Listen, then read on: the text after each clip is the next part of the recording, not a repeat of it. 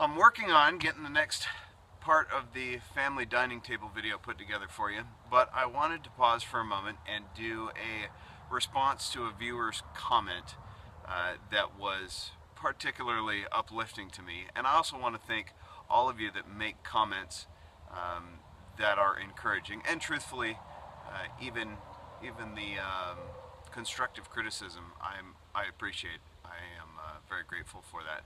But Agbu Hans, I'm probably mispronouncing that, but well, what can I say? Left a very encouraging comment, and I really appreciate it. It's oftentimes pretty easy to look at what I'm doing and go, man, am I just am I just a clown doing this, and people don't enjoy it, or is this something that people like to watch? So, with all that gooey stuff out of the way, and I don't mean by any stretch to shorten anybody else's encouraging comments, because as I mentioned, every one of them is very encouraging, and I really appreciate it. I appreciate you taking the time to write in a comment. I know that personally I'm not even very good about writing in comments to people on their videos, so thank you. Now, with all that gooey stuff really out of the way, let me get down to the bottom of the questions.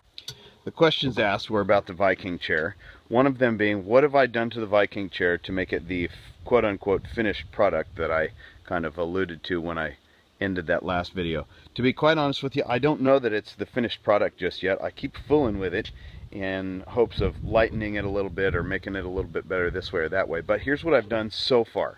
I shaped up the top of it, making very sure that this point was above the knob in the back of a person's head so that you don't go poking yourself with it. I have stained it, as you can clearly see. I will put a link in the description here to the video about how to make that stain. It was pretty cool with just some rusty nails and vinegar. That's what that stain did. And then on top of that, I put some boiled linseed oil, which did not change the color of it at all. It didn't darken the color. Really all it did was give it a little bit of depth and a little bit of, dare I say, luster. What's the other thing I did? Oh yeah, I have pared down the bottom of it. Just took my draw knife and cut down the bottom of it to make it a little bit lighter. Now, on the subject of light, the whole thing is not light. It weighs 17.8 pounds. Hold on, let me double check my notes. Yep, the whole thing weighs 17.8 pounds. The spoon part of it weighs 5.6 pounds, and the back part of it weighs 12.2 pounds.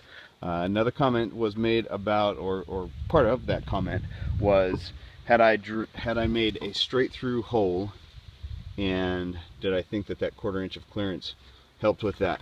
That is precisely correct. I didn't think about the fact that maybe that hole should be at an angle. So truly I kind of lucked out with that 1/4 inch of clearance, because it makes the perfect angle.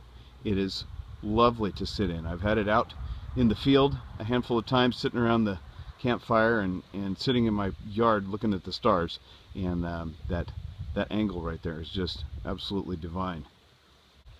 What else? What would I do differently? Truthfully, I don't know what I would do differently. I think it would boil down to cutting that hole. I did the whole thing with a chisel, and now looking back on it, I kind of think that I should have, for one, if I was doing it all with the chisel, I would start from both sides and have them meet somewhere in the middle of the wood, rather than tearing out the back side of it, which I don't know if you can see there, but it tore out. Kind of ugly to look at from the back. Anyway, so yeah, I would start from both sides, let it meet in the middle, either that or take a big auger bit and drill out most of the waste. That would have made that process a lot quicker. Didn't even think about it until afterwards. The last bit of the question was regarding stability, side-to-side stability. And to be quite honest, I had considered drilling a little, or cutting a little kind of upside down U here, so that I had 3 points of contact, kind of a foot here, and then the back of the spoon. In the time that I've been using this thing, you can get it to rock side to side, but it's not awkward. I've had it out on uneven ground next to a campfire and in the grass and on the bricks here and whatnot, and I haven't had any problem with the stability of it. So there you have it. Thank you again. Thank you for your comment. Thank you to everybody who comments and thumbs up and just watches. Thank you so much for your time. I hope that this was informative and answered all these questions, and I hope you'll watch the next video too. Thanks a lot.